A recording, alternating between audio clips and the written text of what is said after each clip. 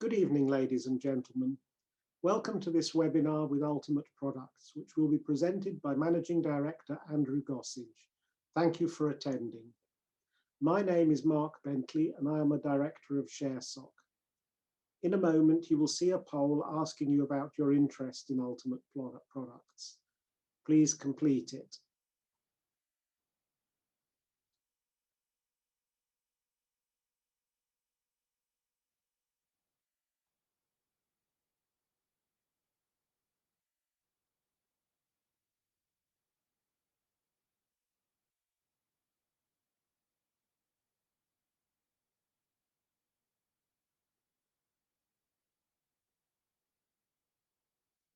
Thanks very much. So the result is that 34% are currently invested in Ultimate Products and 66% aren't yet.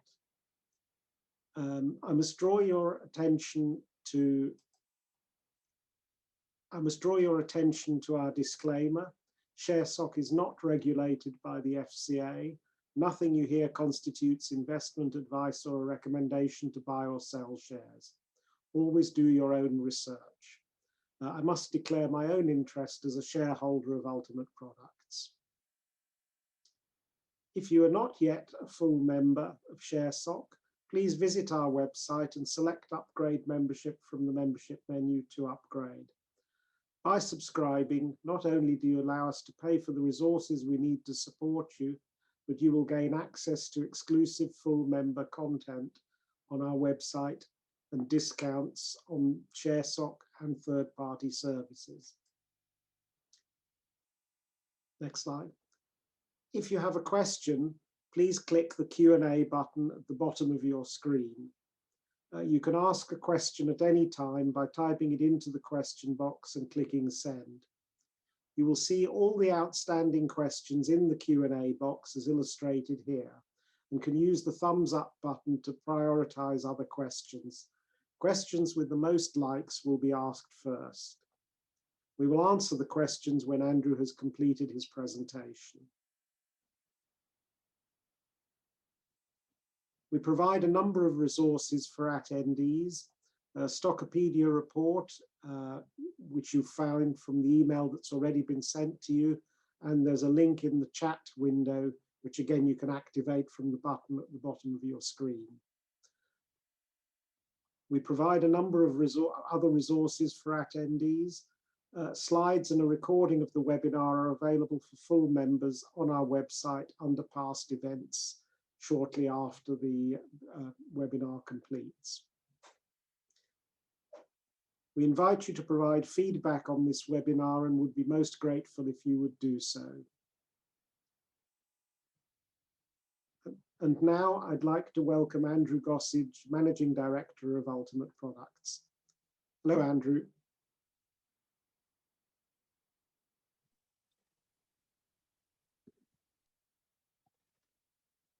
There we go. Thank you very much.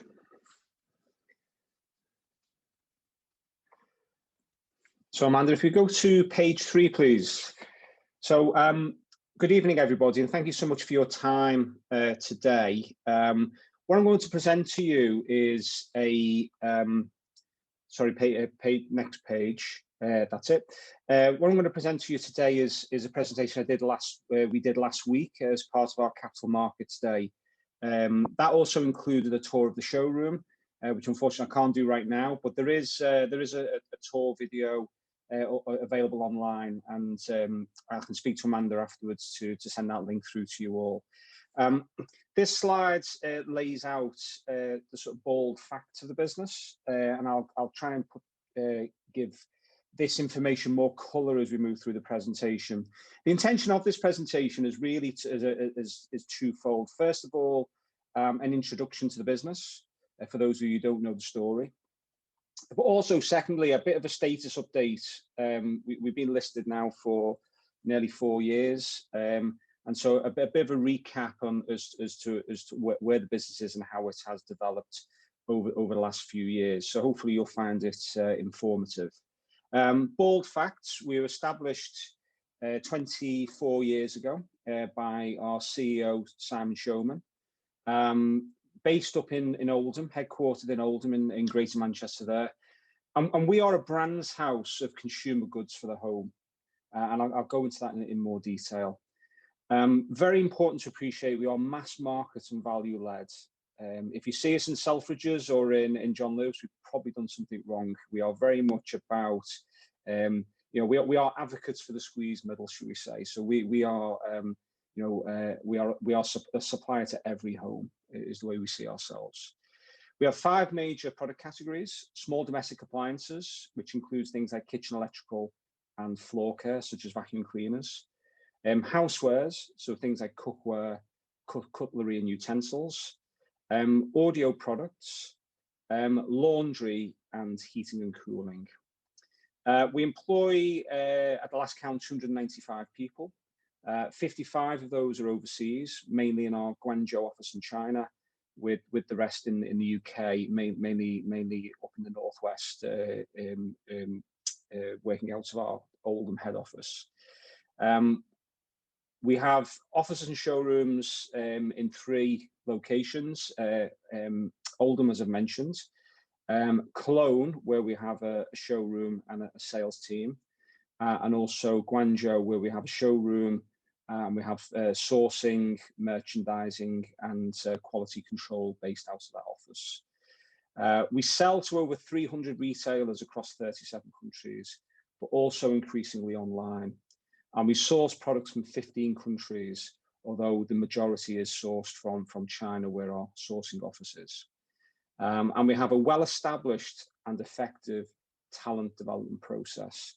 On the right-hand side there, you can see a selection of our premier brands, and I'll go into those in more detail as we move through the presentation. The next slide plots out our history. The business has been through quite a few iterations over the years. Simon founded the business as a closeout business, sourcing blinds from the United States, bringing them to the UK and selling them into retail. It then went through a number of different forms. It became a general importer and wholesaler, and then for quite a while a sort of pure sourcing business where we would act as the retailer's sort of outsourced sourcing arm. About 2013, we decided to refocus on our brands. Our retailers were generally building their own in-house sourcing expertise. We'd noticed that the brands we'd acquired, brands like Beldray in particular, had been very successful. And we decided to change our entire strategy and focus on those brands. And that really has been the big driver of growth since then. Back then, we were a business turning over 50 to 55 million, with an operating profit of 1.5, so pretty slim operating margins. Since then, we've seen the top line grow, but also, just importantly, we've seen our operating margins grow off the back of that decision to focus on our brands. And I'll say a lot more about that later on. We listed in 2017, and that's been a huge step in the development of the business, including being able to incentivize our staff, because talent is hugely important to us through things like the Save As You Earn scheme. And I'll talk about how we promote and manage our talent in more detail a bit later on. If we go on to the next slide, our business model is really quite simple. There's a quote there from Simon at the top. Our mission is to create beautiful products for every home. Now, Simon puts it slightly differently. In reality, he says, John Lewis product for the Asda price. So we want beautiful products, not okay products or products which are good for the money. We want beautiful products, products that anyone would be happy to see on their countertop, products that our customers and consumers can be proud of, but for every home. So within the price point that's affordable for every home in the UK. That's our mission. That's our aim. That then breaks down the reason why that works, and we've broken that down on this slide is, so beautiful, well-designed, great quality branded products at a price on or just above own label. So on or just above own label. So we are very much competing with that for that own label space at prices which are, as I said before, are mass market and value led. This is a compelling offer to our consumers because when it comes to general merchandise, we believe that the consumer wants a brand. We've done sort of extensive market research on this, and it's confirmed that to be the case. When it comes to GM, when it comes to their homewares, consumers prefer brands, and that's what we do. We provide them a brand at a price point that's it's similar to own label, which makes, in our opinion, this sort of commercial offer really a bit of a no-brainer. This is a strong commercial offer to retailers because what we see when we sell in our brands into that space in store, they see like-for-like growth compared to own label. So they see increased profitability and increased profit density in stores. So it's compelling to their consumer and it's compelling to the retailer because it increases their profitability. The way we do this is what we call is via what we call a land and expand strategy. So we will persuade the retailer to test our brands, and if it delivers that growth in revenue and that growth in profitability, which it nearly always does, then we'll expand, and that means more distribution, more stores, more SKUs, so extend the range, and then finally cross-selling other brands within our portfolio as well. Now, all of that is underpinned by a high-functioning operating model with significant revenue protection, not just from our brands, but also from our best-in-class execution. It's often perceived, or sometimes perceived by some investors, that we have low barriers to entry. That's not the case. We have stickiness from our brands. If we sell in Beldray into a retailer and it delivers that growth and profitability, sure, next season they can go elsewhere and they can go to own label, and of course from time to time that does indeed happen. But it makes it a much more considered decision. It makes it, I suppose, a riskier decision if our offer has been successful for them, which in the vast majority of cases it has been. But if we go over onto slide 6, we also underpin this with you know, an operating model which we think is unparalleled. In fact, we know it's unparalleled. What we do is complex.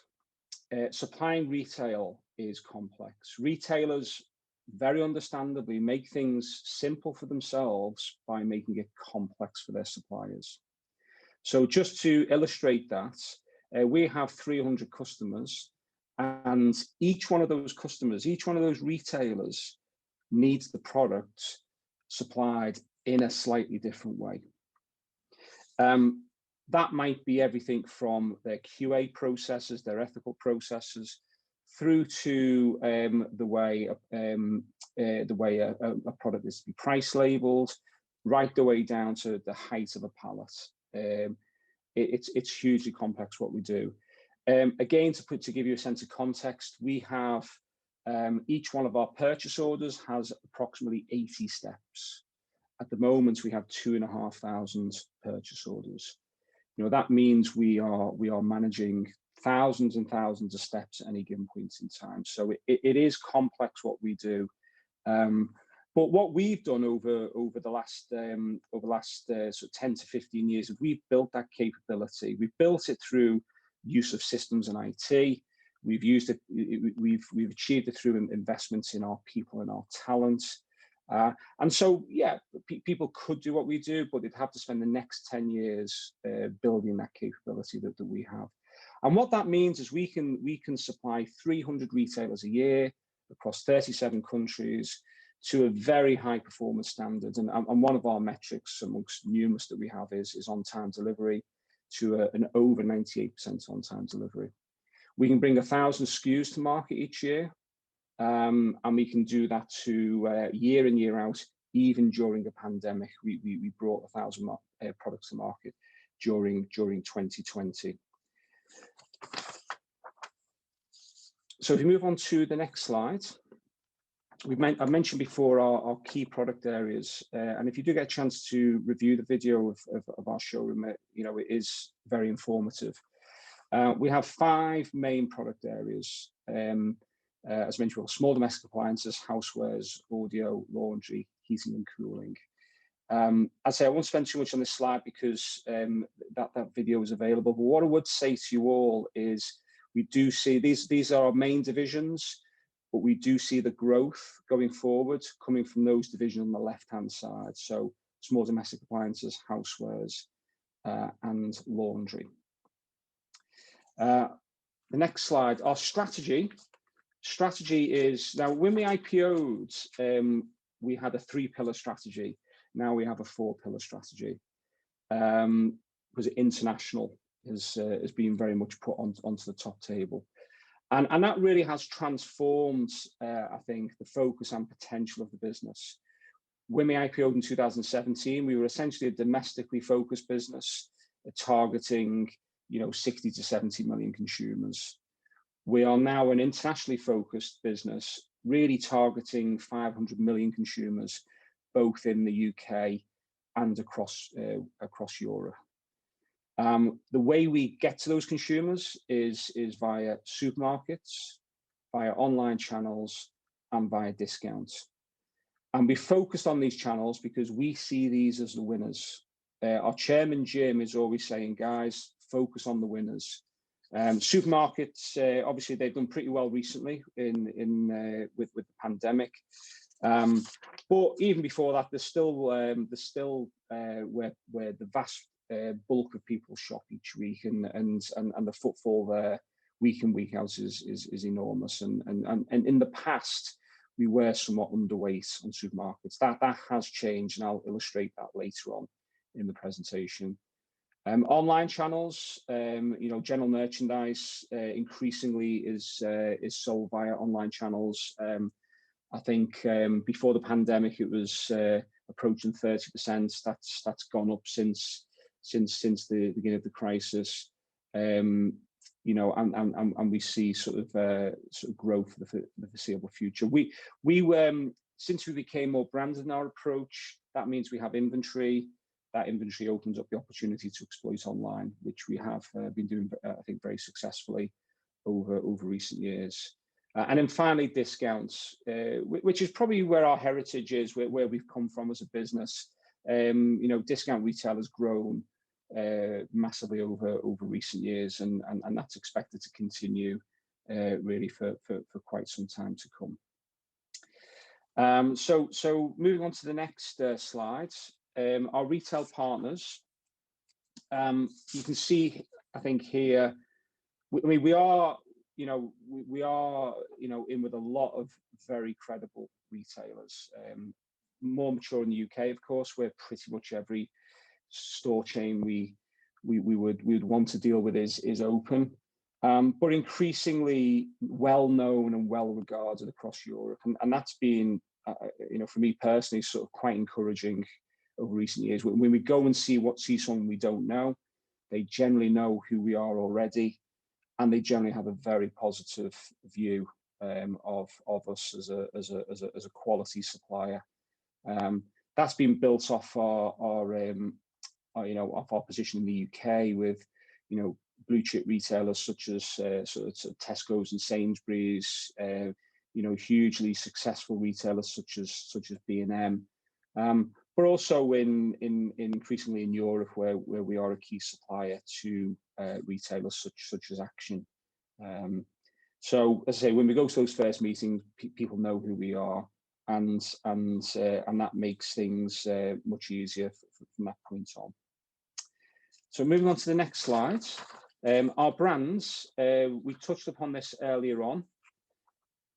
Our biggest brands, these are our FY20 numbers. Our biggest brands, as you can see there, is Beldray. We acquired Beldray in 2009 for £200,000.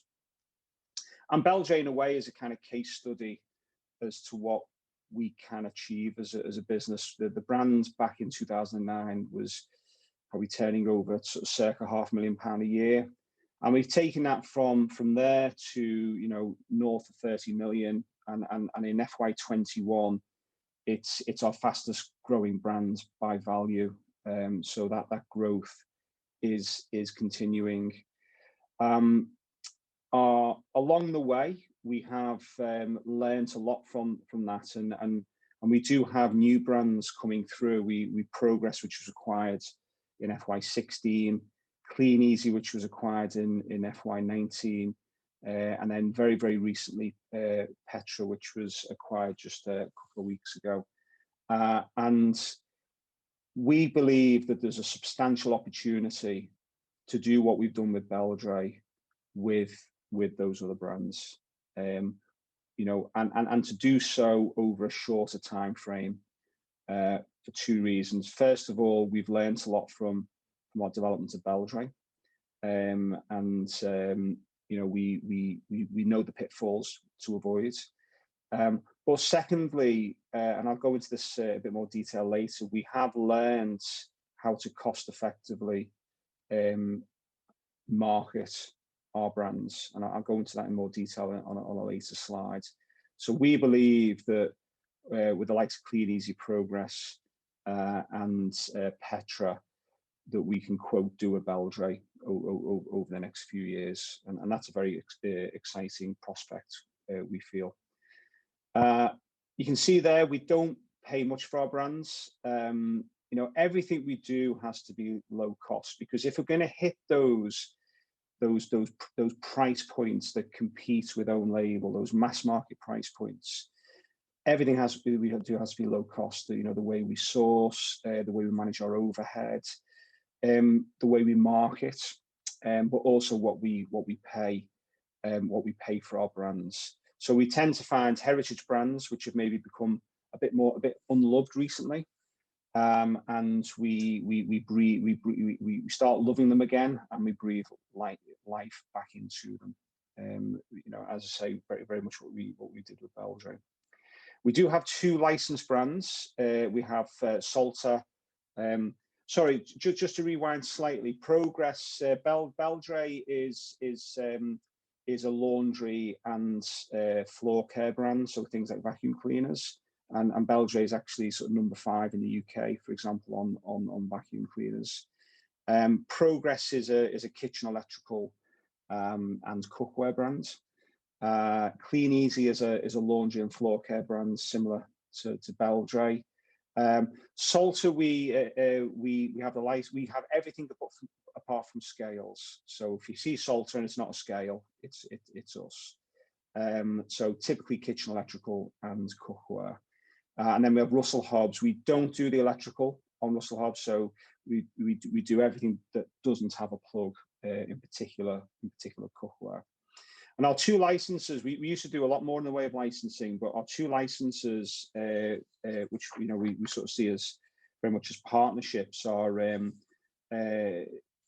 Salter and Russell Hobbs. Salter is our second biggest brand overall. We have that license to 2024, and Russell Hobbs we have licensed till 2023, and we've licensed these brands since 2011, so coming on to a decade now. We do licenses, of course, have some risks. The license can be ended at some point, and that is part of the reason why we've looked to diversify our brands. But I think it's very important to understand the sort of commercial protections that we feel with these two licenses. We do a very good job for Salter and Russell Hobbs on these. We pay sort of sizable royalties to them, and any new licensee that came in, and it would always represent a risk, would need to build a range from scratch, because the product range is ours, and they would have to build distribution from scratch, which is a multi-year project. So we cannot see any reason fundamentally why we won't continue to renew these licenses really for the foreseeable future, albeit we do acknowledge that that it does remain a risk. Hugely excited about Petra. Petra is our first non-UK brand. It's a German brand for kitchen electrical. Although we hope in time to expand that into cookware. And again, for me, it's very reminiscent of Belgium, although the products are different. When we've done market research in the German market, it's still very well known, albeit it's been out the market for a couple of years. And there is a heritage there, a story that we can tell, and a consumer recognition, particularly with an older consumer. We will be relaunching the branding and the packaging over the next couple of months. We will be putting together ranges over the spring period, and those ranges will be brought into stock at the back end of this year for an in-market spring/summer 22 launch. So we go on to the next slide called developments in the business. These next few slides are, I suppose, to give them another title, would be what's changed since IPO. So because quite a lot has changed, and we thought it was a good opportunity to bring a lot of those together, just to illustrate the where the business has moved to and from. First panel. We are now a major supplier to supermarkets in the UK and Europe, which wasn't perhaps the case in 2017. And you can see the growth in revenue and in share, from less than 15% when we IPO to nearly 25%. And I think it's fair to say that we perhaps weren't viewed as a credible supplier going back sort of 4 or 5 years. By major UK supermarkets. That very much isn't the case now. We're very much viewed as a strong supplier partner by those retailers. And what we're also finding when we go into Europe is that we're kind of going straight to the supermarket segments in the likes of Germany and France and Poland. That seems to be where our brands and our product offer resonates, which is very interesting, and the scale of opportunity really is quite substantial.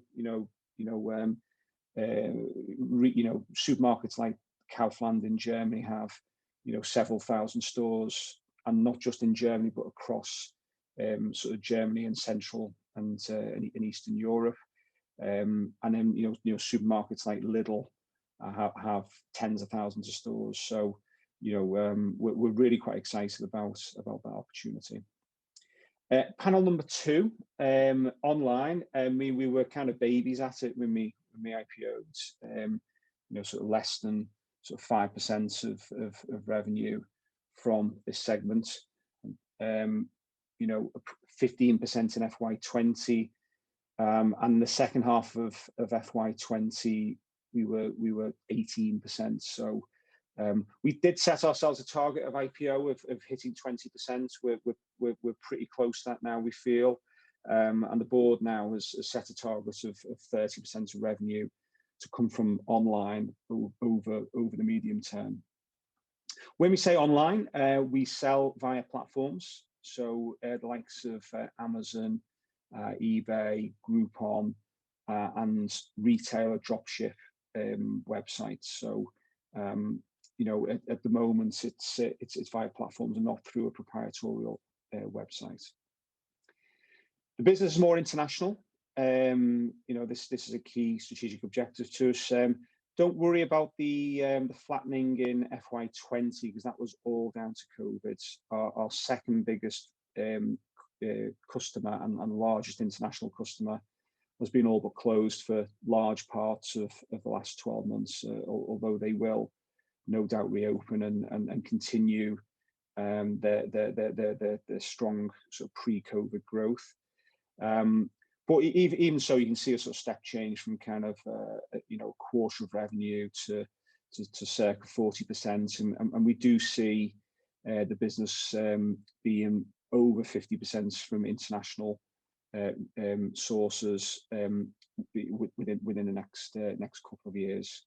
So strong progress there.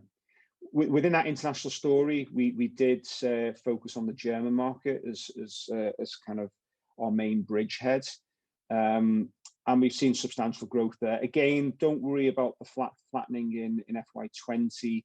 That was all down to one particular customer who changed ownership in the year, and we because of credit insurance issues, we had to make the decision to cease supply.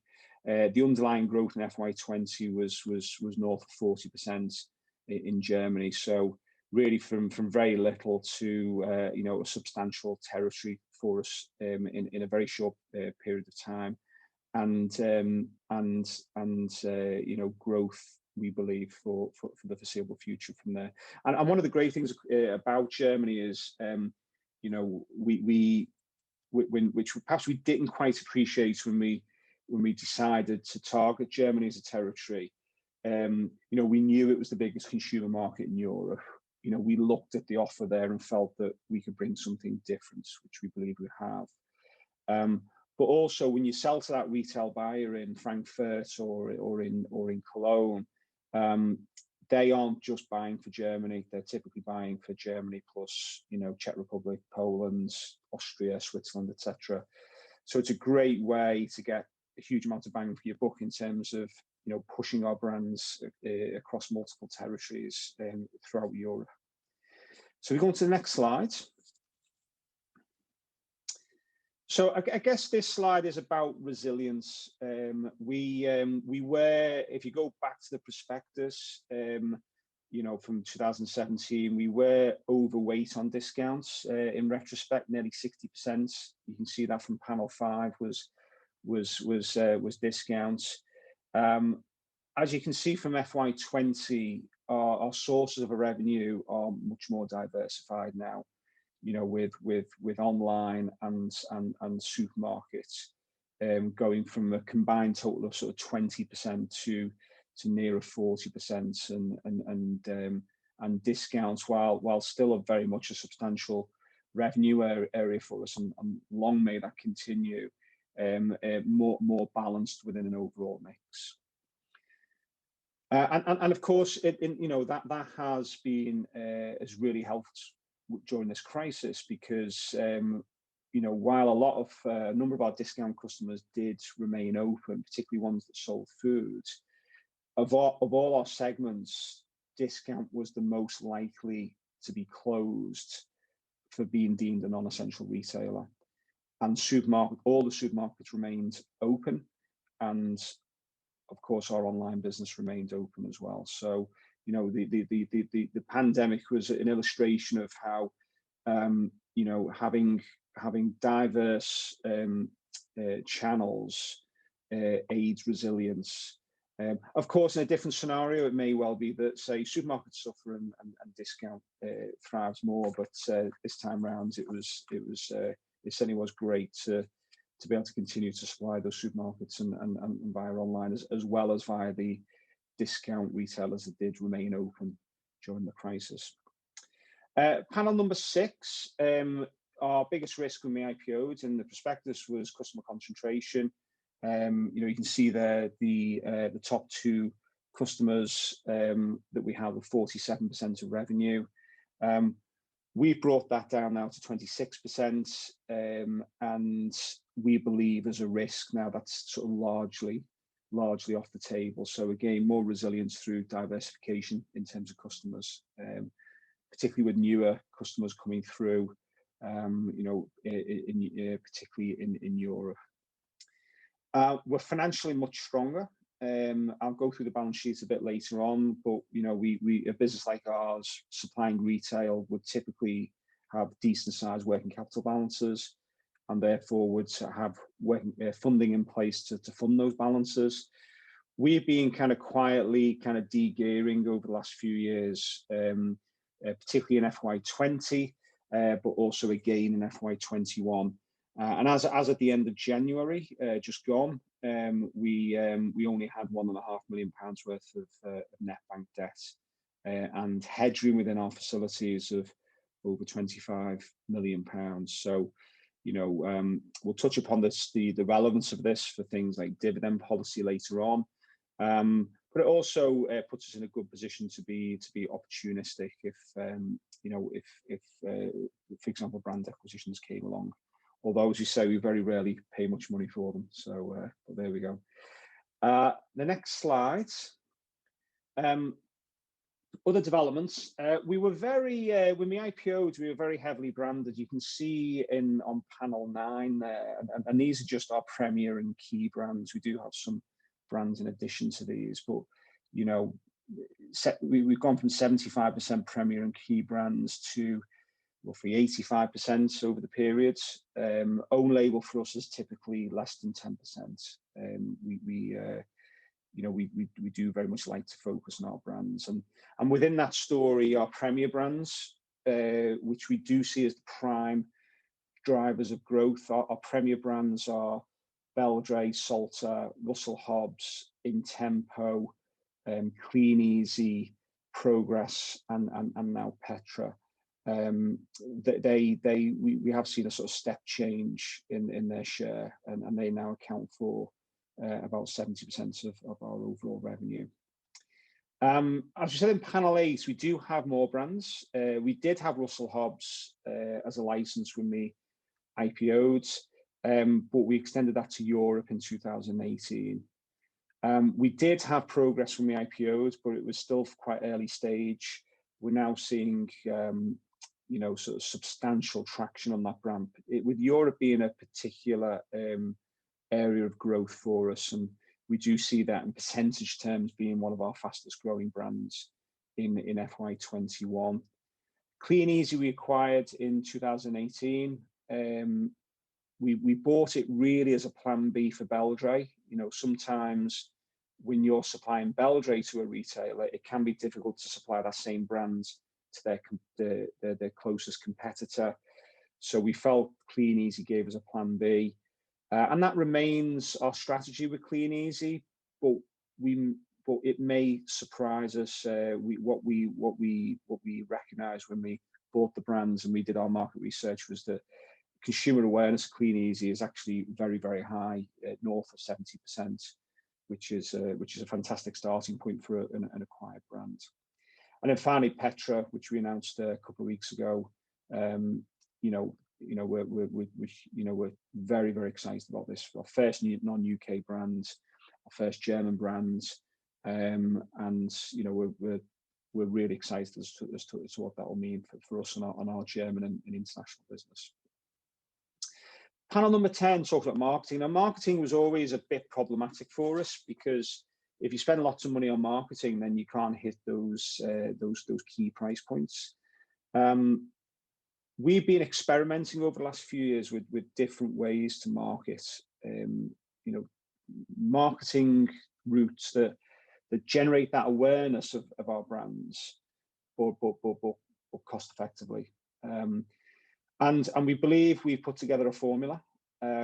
We know it's effective, and that's using a combination of social media, including social media advertising, use of influencers, good old-fashioned PR, which still works really well, it has to be said, if you're willing to put some effort into it.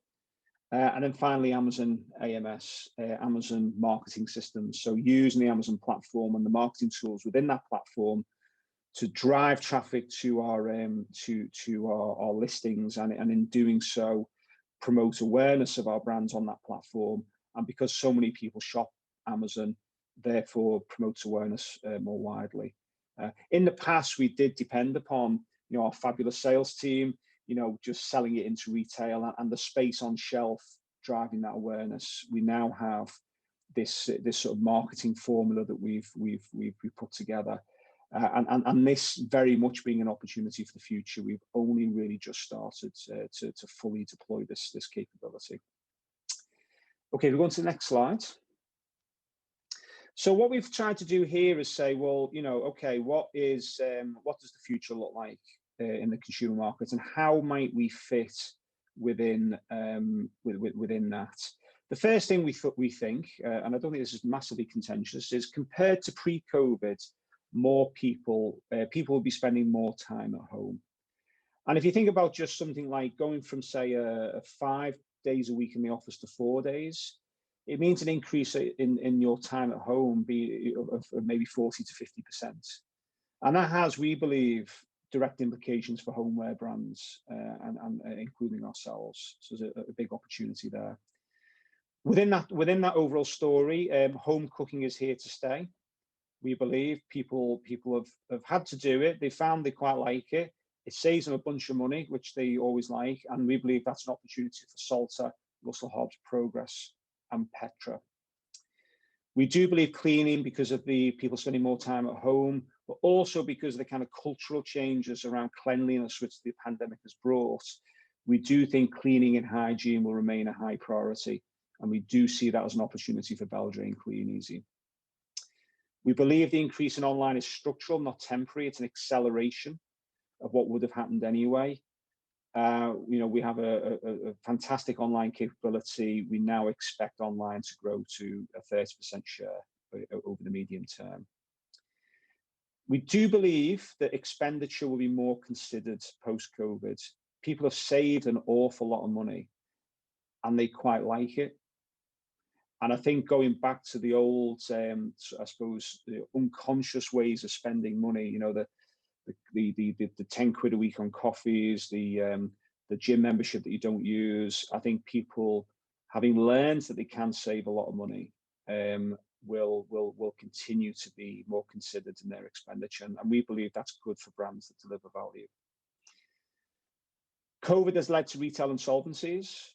But when you look at those that are still left standing, they are our customers. We've not lost many customers to insolvency. There's a strong correlation to the survivors and the winners of the high streets and those customers that we supply. We do believe retailers will favour reliable suppliers. The pandemic has been a reminder of the sort of fragility of supply chains, PPE being a very extreme example of that. But also more generally, there's been big demands on supply chain, big challenges, and this plays to our strengths because we are fantastic at managing supply chain. Brexit, we believe, has brought more complexity, more paperwork into Europe, but we do complexity. Complexity is what we're good at, and so in terms of navigating whatever Brexit brings, we believe that we are well placed to get the best out of that situation and to turn really a unique capability into an advantage. Okay, if you want to the next slide. I think we might be running a bit tight on time, so I will move a bit more quickly. Apologies, Amanda. We have really quite simple income statements and balance sheets. I think probably one of the simplest on the stock exchange. We did see revenue go backwards a tad in 20 because of the pandemic. We would have grown if it hadn't been for that. But we've picked up that growth in FY21, and we do see revenue being in excess of 135 million in FY21, up from 115 in 20 and 123 in FY19.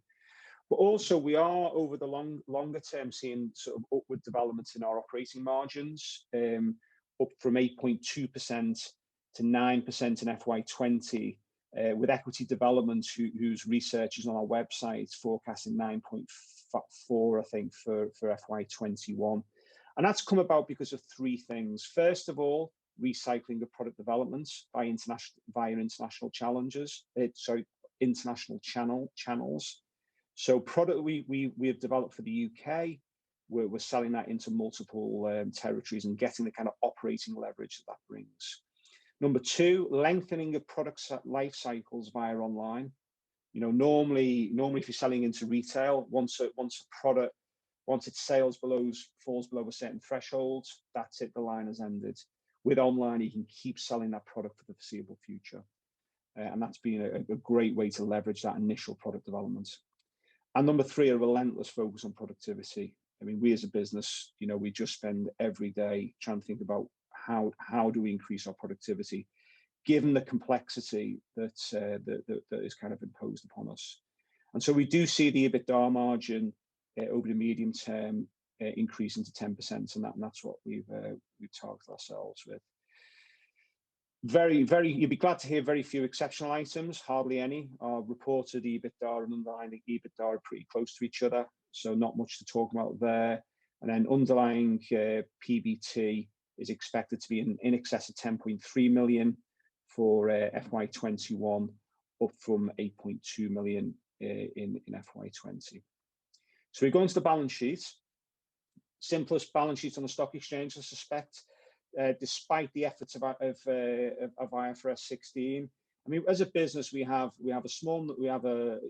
some capex, but we're capital light because we outsource our manufacture. We have working capital, so stock and debtors, because we hold stock for customers, and we give our customers, our retailers, typically 60 days, and then we have bank debt to fund that. We have working capital facilities to fund that working capital, albeit increasingly less so as we've de-geared. With our stock balance, 2/3 of it typically is pre-sold, so we're holding it to customer order. With our debtors, 97% of it was insured during FY20, and we have a debtor days which are typically in the range of 50 to 60. Our bank facilities run until 2024, so quite a long horizon on that, and we have substantial levels of headroom, and we operate well within our bank covenants. So we go to the cash flow. Very quickly, the biggest influence on our annual cash flow is movements in working capital. So it can mean that on an annual basis, our operating cash flow can fluctuate. But when you look over a sensible period, our conversion and our of EBITDA into operating cash flow, and our free cash flow generally is very strong. And we have a dividend policy of distributing half of our profit after tax. And what that means is the other half, when you look over a 2 to 3 year period, is effectively deployed to pay down debt. And the next slide. How are we doing for? I think we're a bit tight on time. I was asked to say something on what we do for the community. I have quite a lot to say here, but I suspect we're a bit light on time. What I'm going to do is talk about. We had a number of initiatives during COVID. We sourced ourselves out as a business, and then we looked to help the community, and we helped the food banks with critical things like baby milk and nappies, because we're good at sourcing. We helped local hospitals by supplying power banks, because COVID patients were communicating with their families via iPads, but how do you keep them charged? So we donated thousands of power banks to help COVID patients keep in touch with their families. We also helped domestic abuse survivors, people who and domestic abuse went up a lot during the crisis. It still is. We helped these women with starter packs when they moved into their new accommodation. Often the cupboards were bare. We would provide things like irons, kettles, toasters, ironing boards, cookware, cutlery, etc., just to get them going. But one of our big projects has been to help young carers. So young carers are kids who have caring responsibilities in their home, and these kids are as young as 7 and 8. And this is a group who are already quite isolated as segments of our society. And what you have here on the screen is, on the left-hand side, you have Ruby, and on the right-hand side, you have Maisie. And what we did is we distributed 150 tablets that allowed these kids to stay in touch with their teachers, their caseworkers, their friends, and indeed their extended family. The scheme has been a huge success. And in fact, they've used it as a template. The charity we help have used it as a template to get another 150 tablets off Barclays Bank. So that's great leverage. And 92% of the kids said it reduced their sense of isolation. And almost all of them said that the tablets enabled them more easily access education. So we're very proud of that. If we go on to the final slide. So why invest? Well, this is quite a personal slide. This is my personal view as a 10% shareholder as to the sort of investment opportunity that UP represents. We offer, I think, a fairly unusual blend. First of all, growth. You know, we have substantial headroom here because we're targeting 500 million consumers across the UK and Europe, and we barely started. Along the way, we can pay an income, and normally growth companies can't because we're capital light, and we have a policy of distributing 50% of profit after tax, as mentioned before. But much more important, well, I think just as important as the other two, and certainly this is the way I feel, we are a very resilient business. We have financial strength, which we've illustrated, but we also have a very agile and well-diversified business model. You know, when the going gets tough, we can move our pieces around the chessboard to exploit what opportunities are available. We can do that very, very quickly, as evidenced over the last 12 months. And what that means if things do get difficult, and in business, in the end, there's all, you know, we didn't expect a pandemic, but it happened. We do have the ability to respond to any challenge very quickly, and in doing so, I guess, provide substantial downside protection. That's me, Amanda. Sorry for overrunning, but I guess it's time for questions. Thanks very much for that very comprehensive presentation, Andrew. We do have a fair number of questions. Given the time we've got to now, I wonder if, could you spare us an extra 10 minutes? Yeah, sure, no problem at all. 5 o'clock, so we can get through a few more. If there are any further questions that we're not able to answer within that time, then Amanda can take a note of them.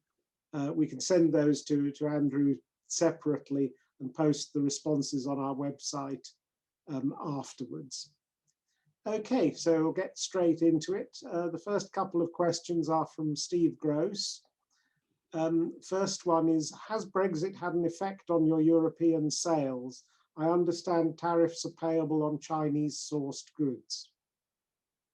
Yeah, so this is the sort of the issue of kind of double, a double tariff charge. So we pay tariffs as product comes into the UK, and then potentially pay it again if we then re-export those. So just a couple of bits of context. First of all, the tariff rates on our products average about 3.5%.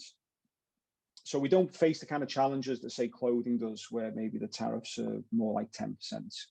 So, that's the first thing to appreciate. Secondly, with our European business, the vast majority of it goes straight into Europe. And that has always been the case, and that's completely unaffected by Brexit.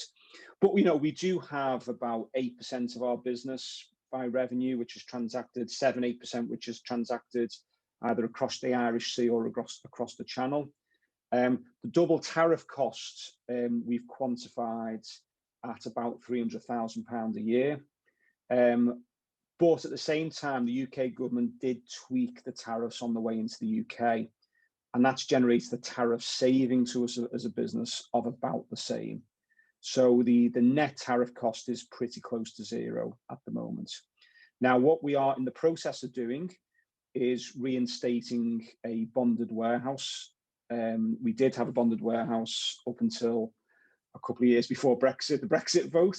We're going to be reinstating that, and that will remove that double tariff cost altogether, because the product will come into the UK, into the bonded warehouse, and if it's then re-exported, there's no UK import tariff at all on those sales. And we hope to have that in place. Well, we expect to have that bonded warehouse in place sometime during this calendar year. So we're okay on that. I think in terms of how it has affected us, like many other suppliers into Europe, particularly a product which has not been originated in the UK, is complexity. Its source of origin, its paperwork, it's and also to some extent it's the rules are straightforward, but different territories and even different customs officers are interpreting them slightly differently. So we have seen some disruption.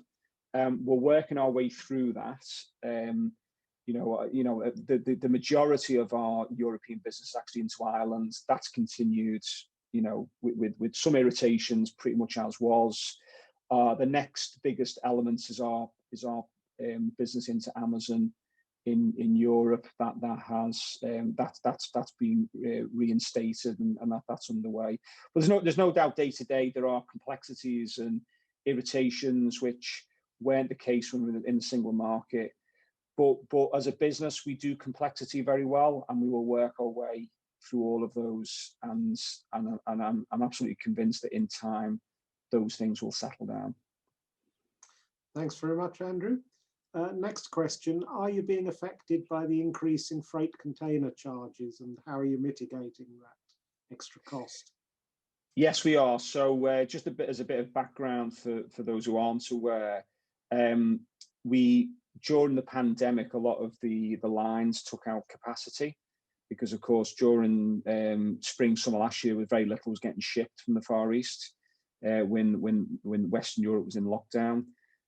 That demand has returned quite strongly, but the capacity hasn't, and that's led to an increase in a reduction in availability of freight and an increase in cost. And that spiked in the run-up to the Chinese New Year holiday, which starts on the 16th of February. So there is a significant additional cost to that.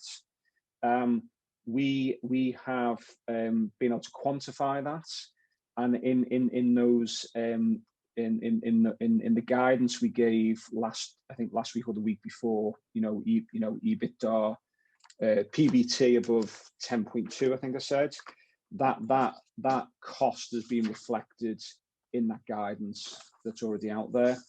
There is a variable around what's going to happen from after Chinese New Year. I think virtually everyone expects rates will fall, but it's how quickly and to what level they settle at.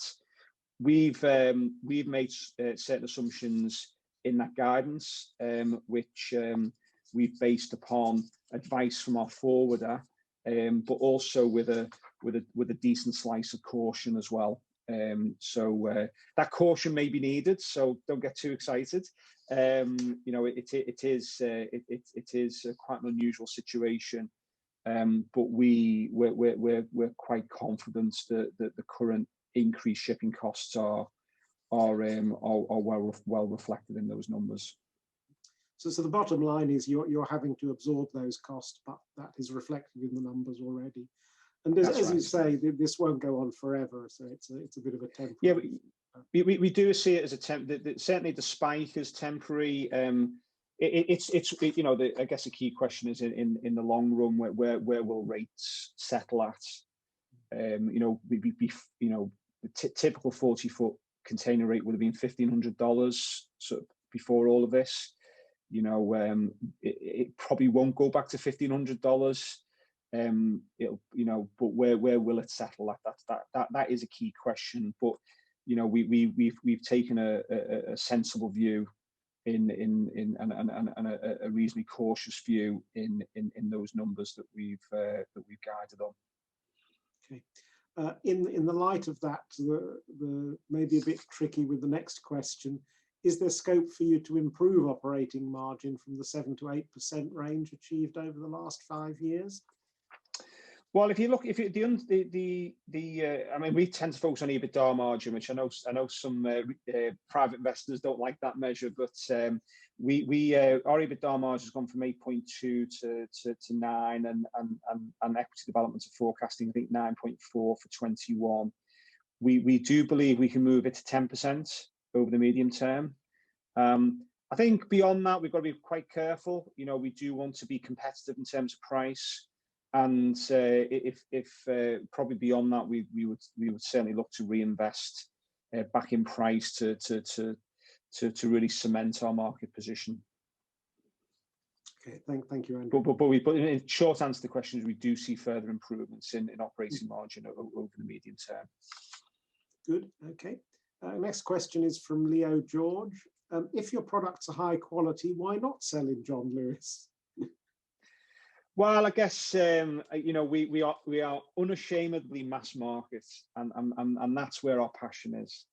That's what we love to do. We love volume, and no, you know, John Lewis is a fantastic retailer. No disrespect to them, but we love volume. You know, and to some extent, I don't know, you know, it's just who we are. But I think also we do see that, you know, making life better for ordinary people is not such a bad thing either. Absolutely, they're only a small part of the market. Yeah. Next question is about from Matthew Smith, is about Petra. He asks, is there an equivalent in the UK? I see they make coffee machines, and that market seems quite saturated. How will the products be differentiated? Well, it's certainly Petra, when they started out in 1968, started out, you know, as a sort of coffee machine specialist. We certainly wouldn't have bought the brand to just do coffee machines. You know, that, you know, as I said before, we are very much mass market, so we look to widen the offer. The previous owners did very quite early on move into other kitchen electrical items anyway, so we'll pick up from there. And we'll over time also perhaps move into areas such as cookware, which is a sort of adjacent to kitchen electrical, just like we've done with Russell Hobbs, for example. Yeah, we're not going to, you know, we won't have a good coffee offer, but you are right. It's quite a narrow market, and it's quite a well-served market. So the greater opportunity will no doubt be elsewhere in the range. Okay, now I'll be a little cheeky here and slot in a question of my own about Petra. Obviously, to exploit that brand, you're going to have to invest in product development and marketing. Can you give any sort of idea of how much you expect to invest over what period in those two factors? So I think the on the product development side, we're going to be leveraging the kind of sourcing and product development efforts that already takes place within the business. So the additional product development costs from that perspective, will be relatively modest. It's difficult for me to put a number on it really, but it won't move the overhead dial. Let's put it that way. In terms of investment in stock, it really depends on what range the guys put together, but we're probably looking at initial stock of about £500,000 sterling that we would expect to see on launch.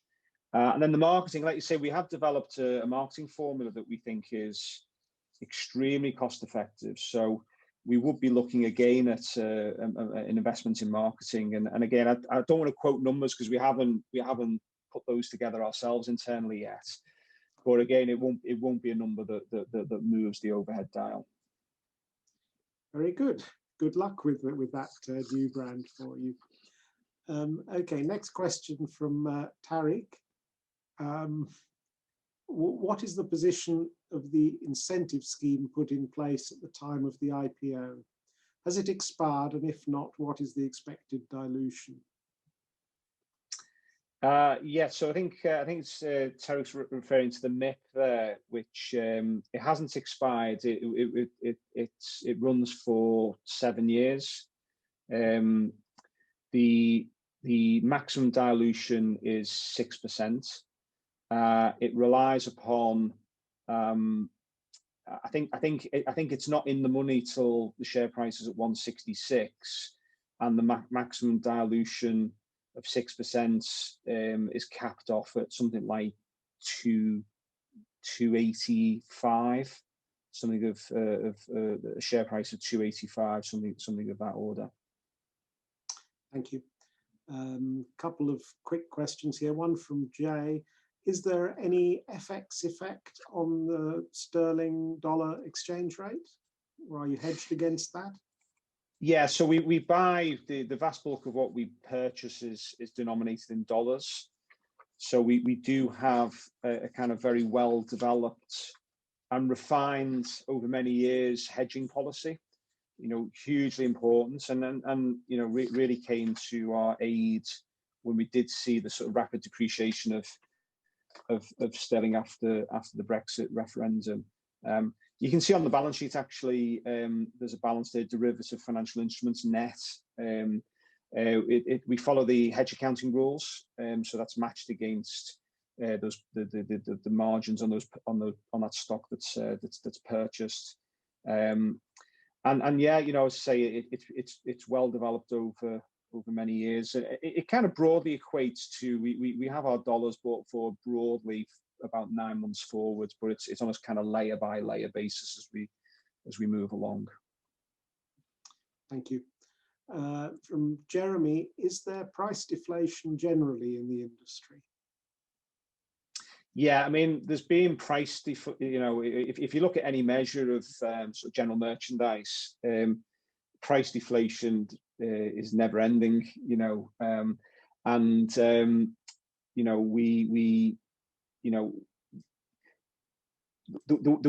way that we counter that, and things like cost inflation is through innovation. So if a price point has to move, then we'll innovate the product so there's more added value. So if the consumer has to pay a bit more, then they're paying a bit more, but they're getting something in return. So it's really constant, and we do bring 1,000. We invoice sort of approximately 3,000 SKUs a year, but we also bring 1,000 new products a year. So we kind of got a sort of a 3-year cycle, I suppose, on average, in terms of our product development.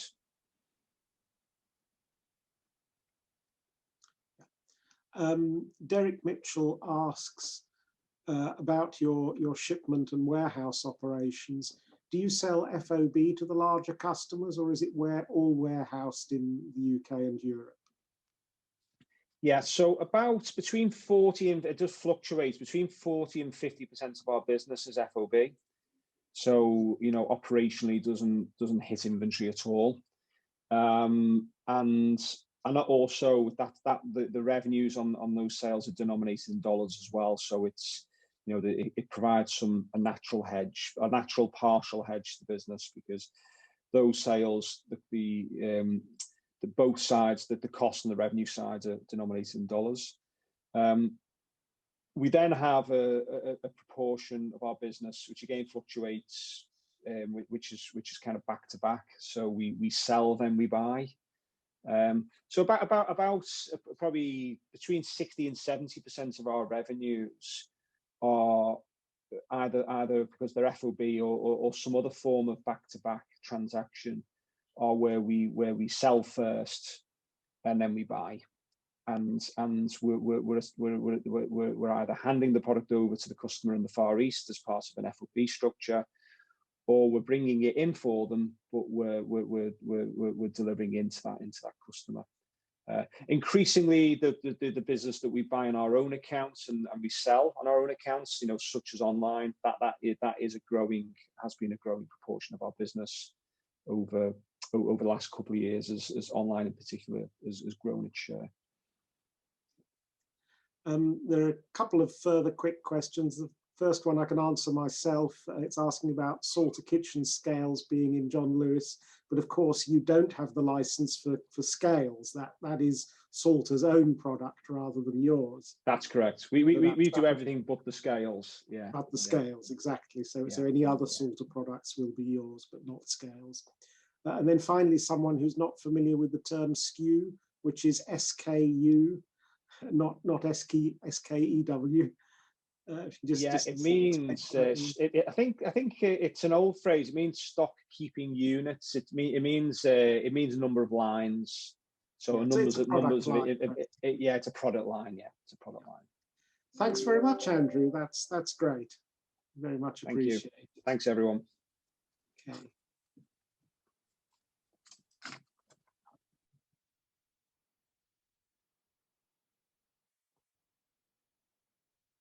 Okay, Full members will find the presentation and recording of the presentation and the slides on our website. Don't forget to fill in the feedback form, which has been sent to you. There's a number of ShareSoc events coming up. We've been very busy organizing those. You can see those on our website and listed there. If you're interested in any of those, do register early to avoid the last minute rush and make sure you reserve your place. Next slide. And then immediately after this meeting, we have a Signet after meeting. There's a link in the chat if you're not already registered in that and would like to participate, which is an opportunity for investors to discuss what they've learned in today's webinar and what they think about it. So thanks very much for that, and enjoy the rest of your evening.